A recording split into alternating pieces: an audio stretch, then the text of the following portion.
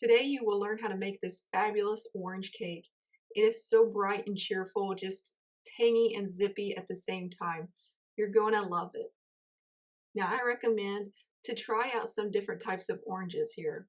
I'm using a cara, a blood orange, and a navel orange.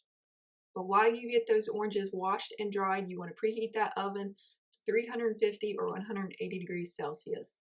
When you wash produce, only use water or vinegar and water. Don't use soap.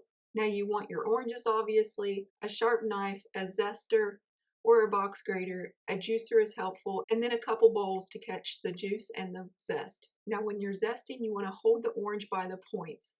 By doing that, you are protecting your knuckles and your hands from getting grated. You want to stop when you see a pale orange. You don't want it to go to white or it will be bitter. Remember how I told you to hold it by the points? I'm not doing it here, and right because of that, I ended up grating my knuckle. You're going to see a band-aid in just a second because it really hurt.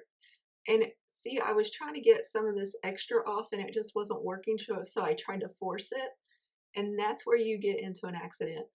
If you're having trouble getting all the zest off, just leave it. If you roll the fruit before you cut it, it will help you juice it easier. You only need about a third cup of juice, or the juice for about 1.5 oranges. But since I'm using each one of these oranges, I just thought I would cut them all open. Look at the difference between the blood orange, the cara, and the navel juice. It is just so beautiful, and I like when you combine them all together, you get that nice kind of orangey red color. Now, once you got all that zest, you want to take 2 teaspoons of the zest, which is about 4 grams, and add it into some sugar. It's 3/4 of a cup of sugar, or 150 grams. The rest of the zest you can freeze for later use, and it should look like this. I wish you could smell how wonderful the sugar smells right now. In a large bowl, we're going to use 1.5 cups of flour, or 225 grams. To that, we're going to add 1.5 teaspoons of baking powder, 6 grams, 1/2 teaspoon of salt, 2.5 grams.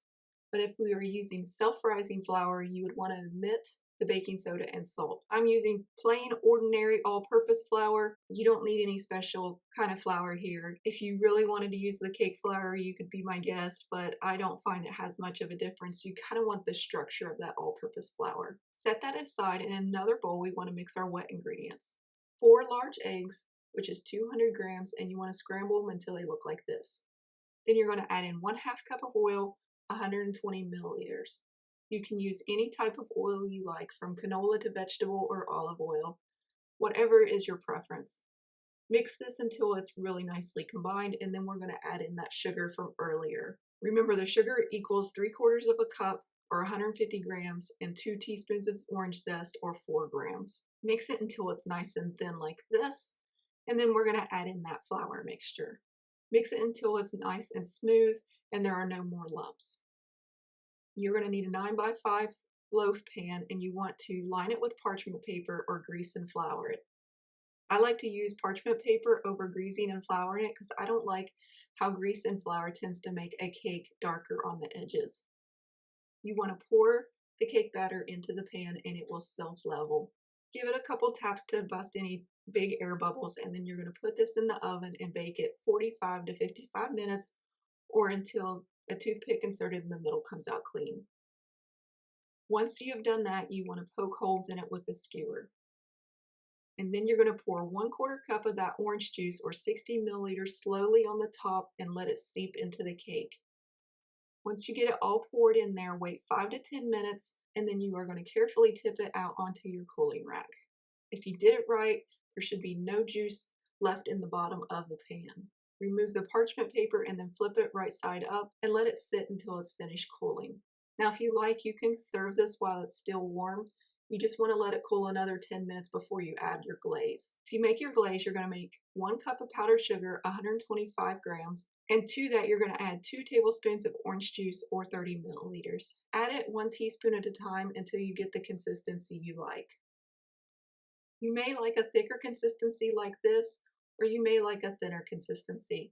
The more thin the consistency is, the more rich you'll taste of the orange juice.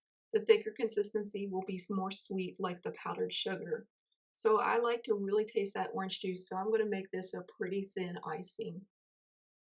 And this is all about preference at this point, so I just recommend giving it a taste as you go. Now, if you put a piece of wax paper or something underneath to catch the excess powdered sugar, you're going to thank yourself later because this is kind of sticky and it takes a lot to clean it up off your counter. Just pour it on top and then just kind of gently tease it over onto the sides and let it drip down and it'll be really pretty.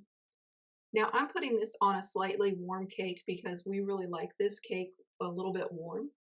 So that's going to make the glaze be less thick and it'll be more translucent as it dries. That's perfectly fine, but you will see the holes that you poked in earlier no matter how much you try to fill them in like I'm doing here, because when it dries, it just dries too translucent.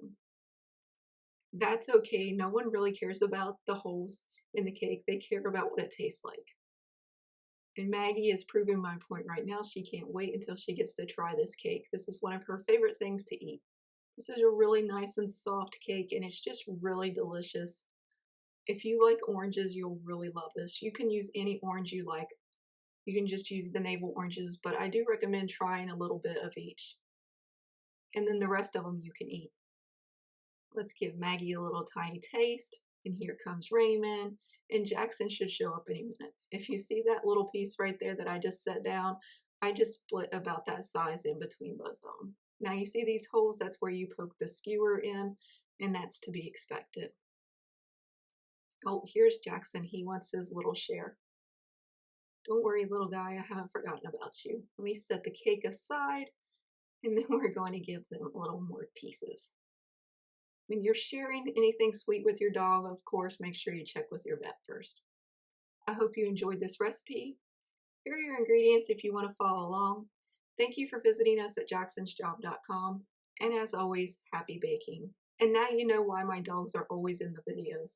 They know they're going to get a little bit of something sweet at the end, as long as it's not chocolate.